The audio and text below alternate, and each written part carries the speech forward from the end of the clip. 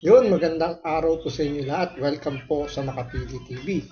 Ito, pag-usapan lang po natin itong kalokohan ng mga congressman natin na namumuno sa mga komite tulad ng Quadcom, yung Committee on Good Governance and Public Accountability, yung TRICO. At the same time, sama na rin natin yung sa budget deliberation kasi doon nagsimula talaga yung pinakapunto nitong itong video na ito. Dahil kung inyo maaalala, 'di ba, budget deliberation ng Office of the Vice President, hindi kagad nila inilusot yung budget ng Vice President, yung OVP, dahil sa gusto nilang bawasan. Dahil ang hinihingi nga ni Vice President Sara Duterte doon is around 2 billion pesos na budget. Pero tinapyasan po ng mga mambabatas at dumaan sa butas ng karayom talaga yung opisina ng OVP. Pero sa tulong ni Congressman Marcoleta, nag-motion siya doon para ilusot na yung budget pero hindi siya pinayagan ng mga kapwa niya kongresista dahil hindi na daw siya miyembro ng komite. So wala na siyang power para mag motion para mapabilis yung proseso. Ngayon, nung umatin na si Vice President Sara Duterte doon sa Committee on Good Governance, so ganun pa rin yung nangyari. So nag-motion siya para kumbaga tapusin na yung paghihiring ng kanyang confidential funds, pero hindi siya pinayagan doon ni Congressman Chua dahil hindi nga daw siya miyembro na ng komite. So, kumbaga, invalid na, hindi siya pinapayagan. Ngayon, dito napag-alaman pala natin dito sa video na to, parang ito, payback time na to sa mga miyembro ng congressman na humahawak doon sa mga committee na yan. Dahil paanong nakalusot itong si Franz Castro, yung nasentensya ng child abuse. So, ito, may conviction talaga. So, yung convicted child abuser, nakapag-motion at ito'y pinayagan ng committee. At si Dan Fernandez kasi kaka-committee ng committee, nagagaya tayo. Yung committee ng good governance, di ba? Pinasight in contempt si Attorney Zulaika Lopez, yung ASEC po ni Vice President Sara Duterte. Hindi pala miyembro doon si Franz Castro, pero bakit yon pinayagan ng committee na yon, ng committee ni Joel Chua, nila ng mga congressman doon. So, paano siya nakapag-motion ng gano'n at pinayagan? Gayon, hindi naman pala siya miyembro ng committee na yon. So, yan po yung pag-uusapan natin. Kaya kung hindi ka pa nakasubscribe sa Makapili TV, baka pwede naman pakipindot po muna yung subscribe button. At the same time, palike na rin ng video. Wala naman pong bayad yan. Kaya, pindot na. So, ito, panoorin po natin itong video na to.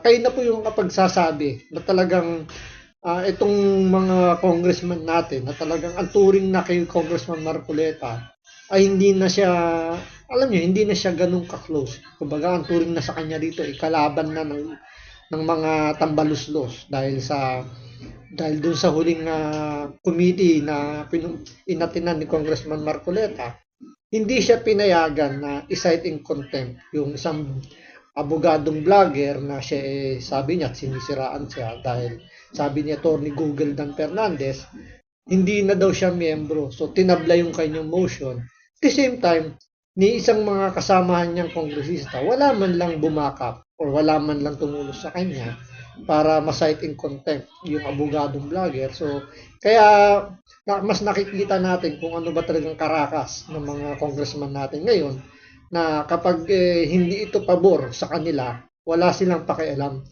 So kapag ang kanilang interest lang yung mapapaboran, doon lang sila kumikilos. So ito, panoorin po natin ito. Binabanggit namin na video nung nag-motion si Congresswoman Franz Castro Nelson para i-cite in contempt ito pong si Attorney Zulaika Lopez, ang Chief of Staff Undersecretary ni Vice President Inday Sara. Kahit hindi siya miyembro ng committee na ito. Ayan. Panoorin nga natin. Sige nga. That he be cited for contempt. Hindi nila yan, sinave nila. Hindi po pwedeng mag... Mr. Chairman. Oh, dahil Unfortunately, Congressman Rodante Marcoleta is not a member of any of this committee.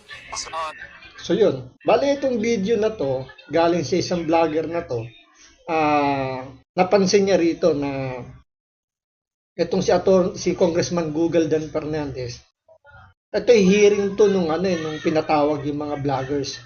So ang pumunta lang dito, ilan lang, so yung ibang DDS vloggers hindi umaten dahil nga alam naman natin kung ano yung karakas nitong mga nakoping committee na to rito, may hilig mo magpa-contempt, mahuling magpakulong.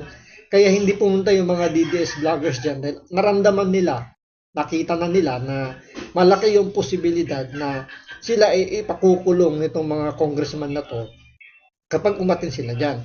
Ngayon, may ilang umating vlogger na siyempre ito yung mga tagapagtanggol ng mga tambaluslos.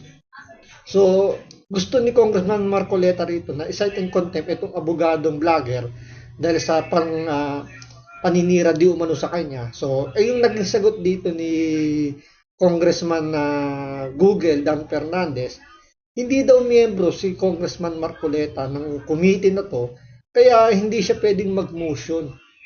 Ang nakakapagtaka nga lang dito, bakit niwala man lang kasamahan niya dyan na congressman na nag-second demotion or tumulong man lang sa kanya para mapasite in contempt yung abogadong vlogger na yun. So tuloy. tandaan ninyo, hindi raw siya member ng committee kaya hindi siya pwede mag-contempt. he cannot move any motion regarding this issue. You remember this, guys. So itong video na to, ito yung time na iniimbestigahan ng Committee on Good Governance yung confidential funds ni Vice President Sara Duterte. So ito yung time na umatin po yung kanyang ASEC na si Atty. Zulaika Lopez. At yun nga yung issue na pinalalabas dito ng itong mga kumag na to na pinipigilan daw ni Atty. Zulaika Lopez yung COA na maglabas ng report dahil dun sa sulat na pinadala ng Office of the Vice President ay hinihiling nga sa COA na huwag mo nang ilabas yung COA report gawa ng hindi pa tapos yung pag-audit sa Office of the Vice President. So may punto naman na hindi pa tapos yung report, so bakit kailangan na kunin ng mga congressman yung audit report doon sa OBP. So yun yung naging punto dito ni Atty. Zulaika Lopez, pero ang nangyari, pinalabas ng mga kumag na congressman na ito na pinipigilan daw ni Atty. Zulaika Lopez yung pag-release ng report. So, nirekomenda nitong child abuse convicted na to na i-cite in contempt ito si Atty. Zulaika Lopez. Franz Castro cited in contempt itong si Atty. Zulaika Lopez, okay? Yung Chief of Staff ni VP Sara. Okay. Nakita ninyo, take note, Committee on Good Governance and Public Accountability. Itong particular na hearing na ito. May I move to cite Attorney Lopez in contempt, Mr. Chair. I move. On what ngayon, tignan natin kung kasama nga ba si Franz Castro sa committee na ito. Ayan po, Good Government and Public Accountability. Ang head chairperson si Chua.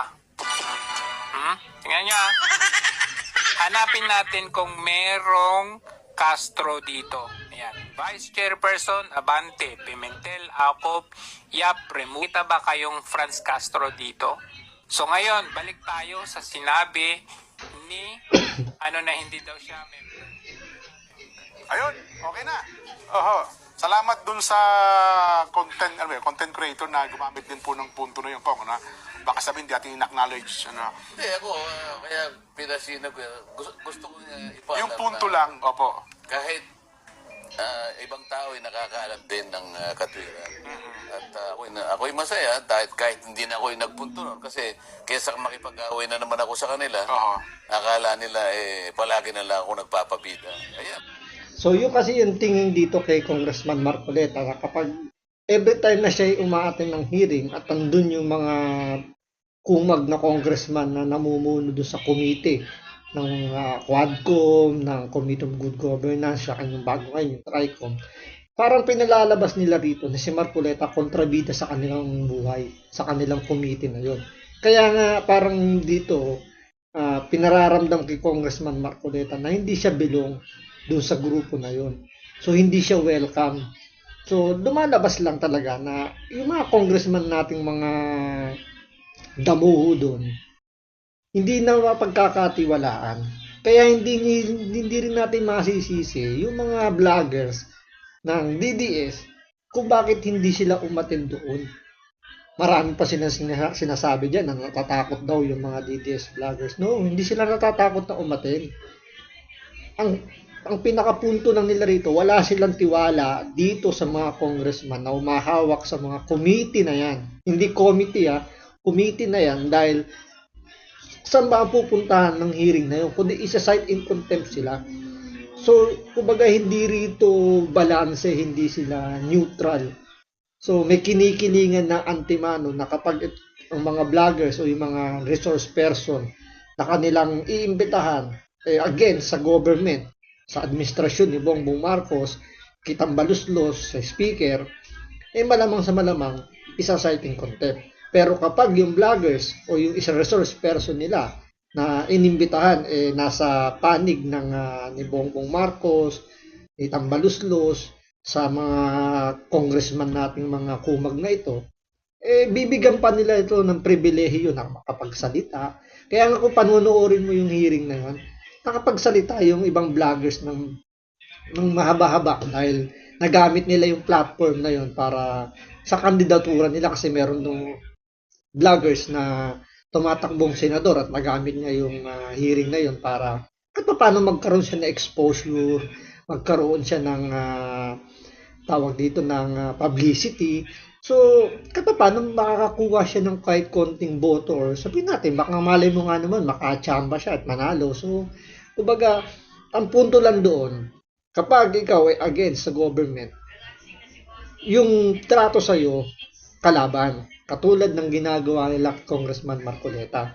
Ngayon, kapag alam nilang itong resource person nila, kapanalig nila, may pribilehiyong makukuha at kapag salita sila ng malaya na hindi sila binabastos nitong mga kumag na congressman. So, abangan natin sa mga susunod na video kung ano yung magiging development lagi ng mga ganitong klaseng hearing. At paano, naliliwanagan po tayo at nakikita na natin yung mga kabulustugan nitong mga tambaluslos na congressman. Kaya nga, sa susunod na eleksyon, kung gusto niyo ng pagbabago, bumoto tayo ng bago. Maraming salamat po. Bye-bye.